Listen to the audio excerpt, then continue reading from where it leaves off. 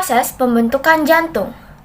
Rupanya, pembentukan jantung pada janin harus melalui 4 proses dalam embriogenesis jantung, yang terdiri dari yang pertama ada tubing, merupakan bakal jantung yang masih berwujud tabung sederhana.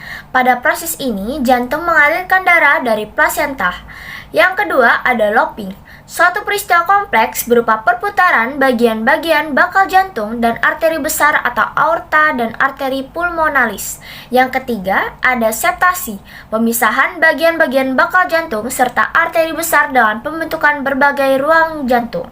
Yang keempat ada migrasi, pergeseran bagian-bagian jantung sebelum mencapai bentuk akhir. Perlu diingat kembali, keempat tahapan tersebut merupakan proses terpisah, namun itu merupakan rangkaian proses yang saling tumpang tindih pada trimester pertama kehamilan, dan saat memasuki usia 4 bulan, barulah jantung tersebut bisa berfungsi. Itulah mengapa ada kepercayaan yang berkata, pada usia 4 bulan janin sudah diberi roh. Walaupun terbentuknya jantung pada janin sudah dimulai, tetapi tetap pada jantung, janin ini belum berfungsi secara normal. Terbukti, peredaran darah dari jantung kiri pun bisa langsung melewati jantung kanan dan juga sebaliknya karena tidak ada sekat yang memisahkannya. Bahayakah? Tidak. Karena meski darahnya bersih bercampur dengan darah kotor, janin tetap menerima pasokan darah dan oksigen lewat plasenta. Plasenta memang bertugas mengantarkan darah bersih yang masuk ke serambi kanan dan serambi kiri, tanpa masuk ke pembuluh-pembuluh paru-paru karena belum menutupnya saluran pembuluh darah nadi dan pembuluh darah paru.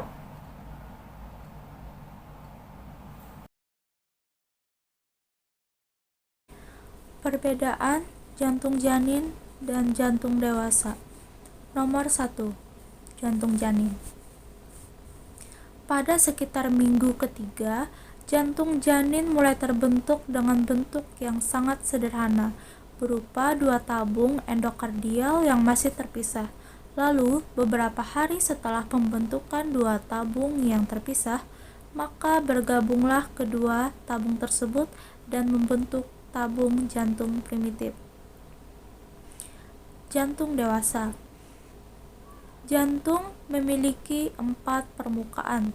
Permukaan interior terutama dibentuk oleh ventrikel kanan, permukaan inferior berdekatan dengan diafragma dan terdiri dari bagian-bagian ventrikel kanan dan kiri. Permukaan inferior secara klinis menunjukkan dinding posterior pada elektrokardiogram atau EKG diagnostik bila disebutkan sebagai infark miokard. Posterior facies pulmonalis dibatasi oleh atrium kanan di sisi kanan dan oleh ventrikel kiri di sisi kiri. Nomor 2. Jantung janin. Jantung mulai berkembang lagi dengan membentuk 4 ruangan, yaitu sinum venosus, atrium primitif, ventrikel primitif, dan bulbus cordis. Jantung dewasa. Jantung terdiri atas 4 ruang, yaitu 2 ruang yang berdinding tipis disebut atrium atau serambi, dan 2 ruang yang berdinding tebal yaitu ventrikel atau bilik.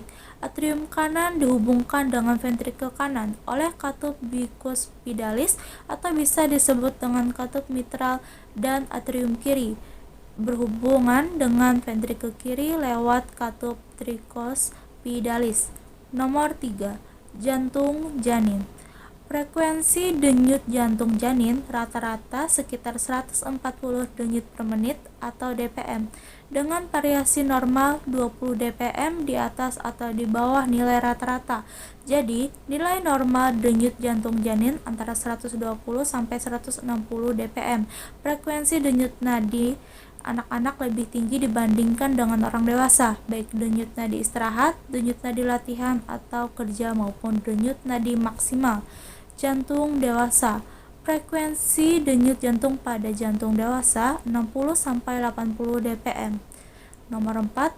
Jantung janin. Faktor-faktor yang mempengaruhi denyut jantung pada janin adalah: yang pertama, sistem saraf simpatis yang sebagian besar berada di dalam miokardium. Nomor 2, sistem saraf Parasimpatis, sistem saraf ini akan mengatur nodus SA, FA, dan neuron yang terletak di antara atrium dan ventrikel jantung. Yang ketiga, baroreceptor, letaknya pada arkus aorta dan sinus karotid. 4. Kemoreseptor, terdiri dari dua bagian, yakni bagian perifer yang terletak di daerah karotid dan korpus aorta, serta bagian sentral yang terletak pada batang otak. 5. Sistem hormonal juga berperan dalam pengaturan denyut jantung janin, jantung dewasa. Hal yang mempengaruhi frekuensi denyut nadi diantaranya adalah jenis kelamin, umur, posisi tubuh, dan aktivitas fisik. Peningkatan frekuensi denyut nadi bersamaan dengan peningkatan aktivitas saraf simpatis dan penurunan aktivitas saraf parasimpatis. Penurunan frekuensi denyut nadi bersamaan dengan peningkatan aktivitas saraf parasimpatis dan penurunan aktivitas saraf simpatis. Aktivitas dari saraf ini dikendalikan oleh sistem pengaturan yang terletak di batang otak, yaitu pusat kendali jantung 7.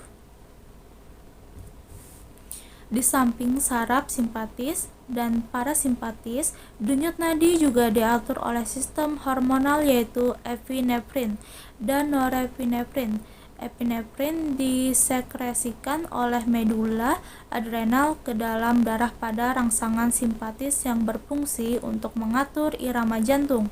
Cara sama juga dilakukan oleh hormon norepinefrin. Perkembangan jantung janin. 1. Perkembangan kardiovaskular pada embrio manusia terjadi antara 3 dan 6 minggu setelah ovulasi. 2.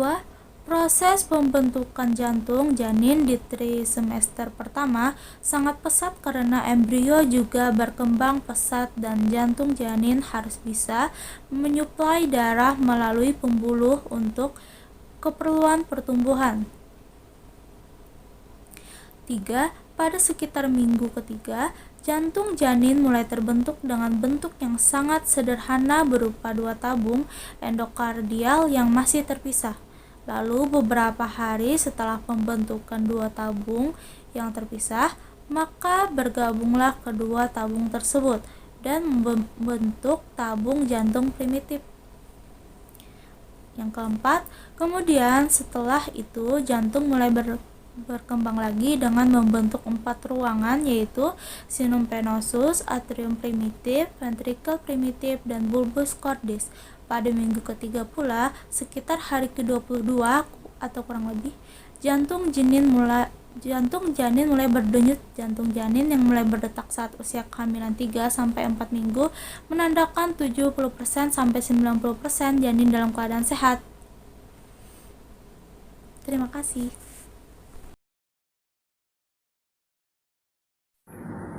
Kehamilan dan resikonya. Kehamilan adalah suatu proses biologis yang sangat kompleks. Banyak perubahan sistem organ yang terjadi pada tubuh ibu hamil. Salah satunya adalah perubahan sistem jantung dan pembuluh darah. Proses adaptasi ini bertujuan untuk memenuhi kebutuhan metabolik dari ibu dan janin. Proses ini juga untuk menjaga kecukupan aliran darah yang masuk ke janin, sehingga janin bisa bertumbuh dan berkembang dengan baik. Selain itu, perubahan ini juga bertujuan untuk mengkompensasi pendarahan pada saat persalinan nantinya. Pada tubuh ibu hamil, volume darah akan meningkat sebesar 30-50% dari volume sebelum hamil. Komponen darah yang bertambah adalah plasma darah, sehingga sel darah merah akan tampak menurun. Hal ini yang menyebabkan mengapa ibu hamil cenderung mengalami anemia fisiologis. Turunnya hemoglobin masih dianggap normal bila masih di atas 11 gram per desiliter.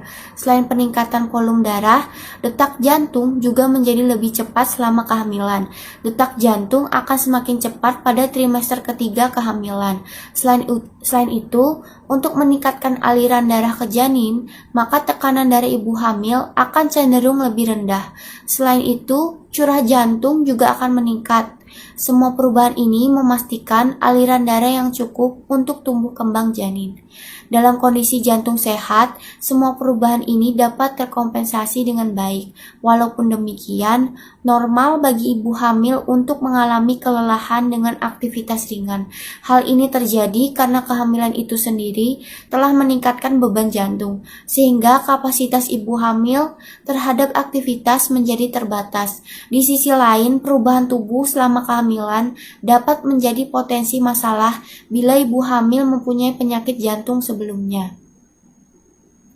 Ibu hamil dengan penyakit jantung sebelumnya mempunyai risiko yang lebih tinggi untuk mengalami komplikasi selama kehamilan, seperti pendarahan selama persalinan, bayi lahir prematur, dan lain-lain.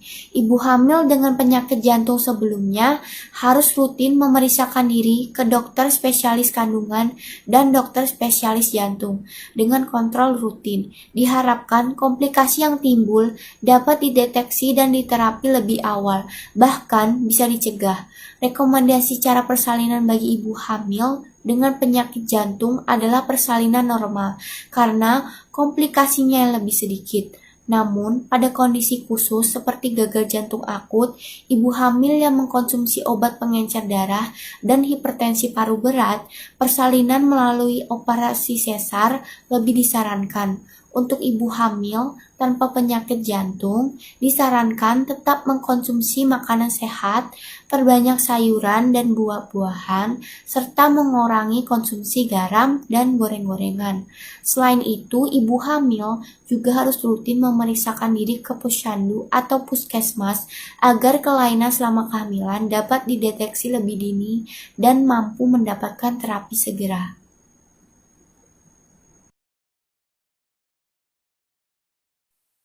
Lepasnya plasenta, bekerjanya paru-paru. Lalu, kapan paru-paru bisa mulai berfungsi? Lahirnya si kecil setelah beberapa jam adalah dimulainya proses tertutupnya saluran pembuluh darah nadi dan pembuluh darah paru secara otomatis, sehingga tekanan udara yang ada di sekitar bayi menahan pembuluh darah paru yang mengakibatkan aliran darah meningkat hingga paru-paru pun mengembang dan mulai berfungsi. Sama seperti orang dewasa, sistem kerja jantung dan peredaran darah bayi tak ubahnya dengan jantung orang dewasa. Tidak ada yang berbeda, yaitu dari bilik kiri jantung, darah merah segar yang mengandung 96% zat asam dialirkan ke seluruh tubuh melalui pembuluh darah nadi. Dan ketika kembali ke bilik kanan, kadar zat asamnya telah berubah menjadi sekitar 60% dan darah tersebut pun tidak lagi bersih. Lalu, darah kotor tersebut langsung menuju ke paru-paru setelah dipompa dari bilik kanan agar dapat diambil zat asamnya sehingga menjadi bersih kembali. Dan aliran itu terus berlangsung tanpa henti. Yang Anda perlu tahu perihal kelainan jantung. Mengapa bayi yang lahir dengan jantung sianotik tidak segera menampakkan kelainannya? Ya, bayi yang diagnosis memang tidak bisa langsung terlihat kelainannya warna ketika ia baru lahir. Itu karena menutup klip saluran pembuluh darah nadi dan pembuluh darah paru baru bisa terjadi setelah melalui beberapa jam setelah dilahirkan. Dan mengapa tidak bisa terlihat kelainan itu saat masih dijanin? Pasalnya, ada pembuluh darah yang masih bisa memberi darah, sehingga bila dilihat tampak seperti normal. Mengapa bayi dengan kelainan jantung yang berat dapat lahir dengan berat badan normal? Bayi yang lahir dengan berat badan normal belum tentu tidak mengalami penyakit jantung atau bisa disebut dengan bawaan. Begitu juga sebaliknya, bayi yang dilahirkan dengan berat badan tidak normal belum tentu ia mengalami penyakit jantung.